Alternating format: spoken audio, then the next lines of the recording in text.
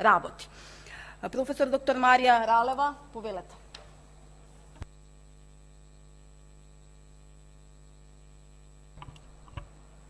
Благодарам. Почитувани организатори, почитуван заменик народен правобранител, почитувани присутни и учесници на конференцијата. Ке се обидам така накусо да ги изнесам моите согледувања кои се врзани за долгогодишната работа на проблемот на децата кои што манифестираат психолошки последици врзани со разводот и врзани со неможноста да соодветно уживаат во родителството од нивните двајца родители. Разводот представува конечен исход на една долготрајна и мачна ситуација која обстојува во семејството подолг временски период. Децата без оглед на возраста, значи од најмали до адолесценти, го доживуваат разводот силно емоционално, бидејќи нивните родители исто така разводот го доживуваат со низа емоционални реакции, проследени со лутина, гнев, тага, депресивност, збунетост и така натаму. Искуството низ детството е постојан процес на постигнувања, постанувања, достигнување одредени развојни нивоа, што представуваат чекори долж патот на доживувањето на себе си и својата индивидуалност. Ова е пат што секое дете го изодува, но тоа не останува само на тој пат. Тоа се потпира на водството на родителите и постојаното преосигурување дека е сакано и сигурно. Тоа исто така се потпира на сваќањето дека е дел од поголем систем, семејството, и дека неговото семејство го вретнува, го сака и го заштитува. Сите имаме потреба да припаѓаме и не постои поголема, подлабоко чувство на припаѓање од она што доаѓа од чувството дека сме важен, интегрален дел од саканото семејство. Причината што разводот ги засега децата толку силно е тоа што токму удира во основите на нивниот свет, на нивните темели. Децата најчесто сметаат дека ако еден родител може да замине, тогаш може и другиот, што значи може да останат сами. Тие се загрижени дека нема да бидат сакани од страна на другите.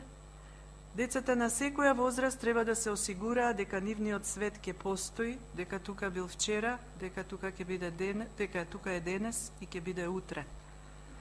Без да има доверба дека постои сигурна база во која секогаш може да се врати, без да има предвидлив образец пред себе за воиднина, детето не може натаму да продолжи непречено да се развива физички, емоционално, социјално, сознајно.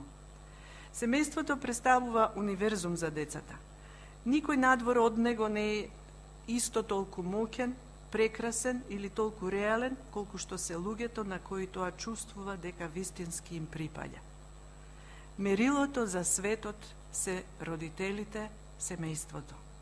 Ако нивните родители се топли, негувачки и за почит, тогаш дори и многу мали деца растат верувајќи дека тие самите ги имаат истите тие квалитети.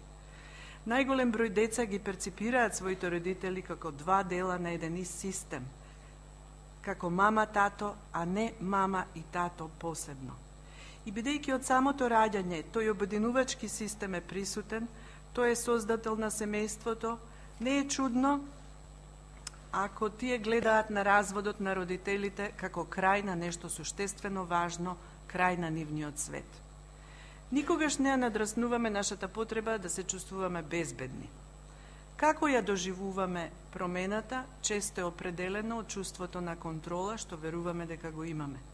Децата имаат многу малку внатрешна контрола. Дури и за оние деца, чии родители се разведуваат под најдобри можни околности, факт е дека нема да биде како што било порано и дека останувањето сам може да го направи детето несигурно, неодлучно, анксиозно, тажно. Родителите се тие кои што треба да ги преосигураат децата дека тие секогаш ќе бидат дел од семејството. Семејството се дефинира со лицата кои се грижат еден за друг, без оглед каде и со кого живеат, дури и кога некои семејни членови не живеат во иста куќа, како што ќе биде состојбата по разводот, кога родителите нема да живеат заедно. Ваквите убедувања не се доволни. Тие треба тоа да го видат во живо, децата треба да го искусат, да се убедат во ваквите уверувања, тие треба да оживеат. Она што е многу често во работата со децата е справување со нивните различни емоции во врска со разводот на родителите. Родителите треба да знаат како се чувствуваат нивните деца, што мислат, но тоа може да биде неспокојно за секој возрастен. Понекогаш и самите се затвараат за овие сознанија. Понекогаш децата не кажуваат како се чувствуваат, туку најчесто покажуваат ни своето однесување, покажувајќи низа емоционални одговори кои следат, кои се врзани за разводот, најчесто лутина изразена преку бес, повлекување, депресија, што представуваат универзални начини на манифестирање на однесувањето. Може да бидат лути на родителите затоа што не успеале да ги заштитат децата од разводот. Покрај се, родителите за нив се во нивните доживувања се големи, силни и ја имаат таа моќ да ги заштитат, да ги направат среќни и да ги обединат. Но разочарувањето е што тука често пати не успеваат во тоа. Децата доживуваат уште поголема неизвестност кога ги гледаат своите родители уплашени, тажни, збунети, повредени или пак лути, бесни и повредувачки. Ваквата лутина кај децата може да се сврти кон внатре, да резултира со повлекување, депресија или индиферентност, или пак од друга страна, онаму каде што нема граници однадвор, лутината може да биде истурање на емоции, без контрола и недостигна можност да се справува со промената што надоаѓа. Децата имаат потреба да припаѓаат секому и не би сакале да бидат различни од другите. Дури адолесцентите кои што покажуваат отфрлање на родителските вредности, боејќи ја косата црвена или плава, носејќи пирсови и тетоважи, истовремено се обидуваат да припаѓаат на некоја друга група, избегнувајќи ги повредувачките чувства што родителскиот развод ги носи. Помалите деца уште повеќе се зависни од родителите и уште потешко се справуваат со ваквите емоции. Доколку траат и ги исцрпуваат подолг временски период, тогаш однесувањето може да стане проблематично и да има потреба од низа интервенции од психолог или психијатар. Најтешката варијанта на развод е кога избива војна околу старателството врз децата. Наместо да им се помогне што полесно да го пребродат чувството на загуба на родителите или еден од родителите кој веќе не живее во домот, конфликтните односи меѓу родителите уште повеќе ја подкопуваат веќе начнатата сигурност и безбедност на децата, ставајќи ги во тешка ситуација на конфликтна лојалност, кон било кој родител ја продлабочуваат конфузијата, неспокојството, лутината и несигурноста. Парадоксално, колку секој родител настојува да се прикаже како подобар родител од другиот, сметајќи дека старателството треба нему да му припадне, толку повеќе се подрива основата на која почива безбедноста и сигурноста на детето и има опасност тоа да се расцепи меѓу родителите. Морам да укажам на тоа дека последните 20 години придонесот на невронауката во 21. век е огромна и оттаму треба да научиме повеќе работи кои сите стручни лица треба да ги споделуваат во своето секојдневно искуство. А тоа е дека нивоата на стрес што детето во развој ги доживува може до одреден степен да бидат ублажени ако се посредувани и амортизирани од негувачки возрасен кој се грижи за детето, односно возрасни кои се грижат за детето.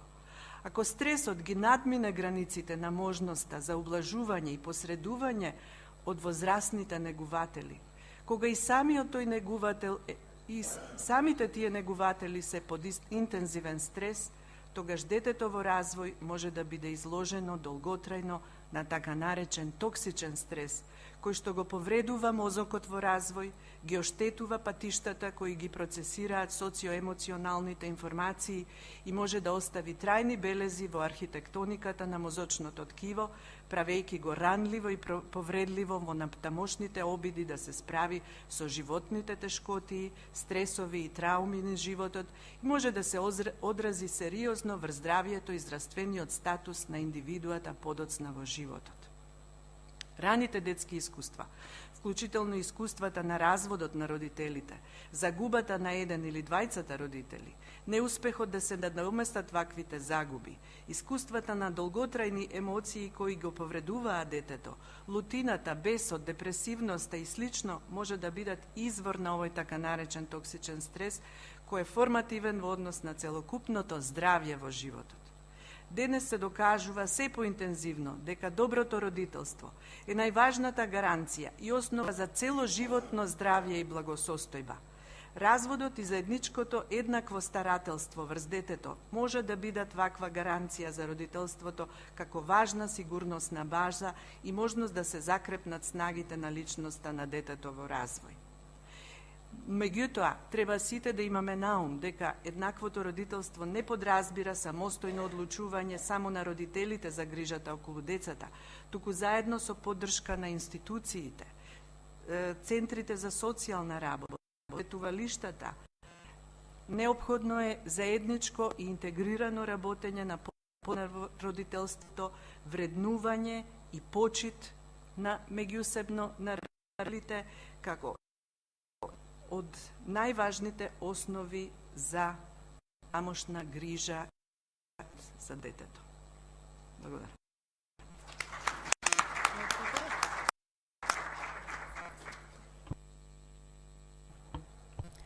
Професора Ралева, ви благодарам за вашето излагање и за тоа што ги разводот на нивните родители. Оно што посебно би го издвоила, што ми остави впечаток од вашиот говор, дека секое дете има потреба да чувствува сакано и безбедно, како и самото чувство треба да му го родители.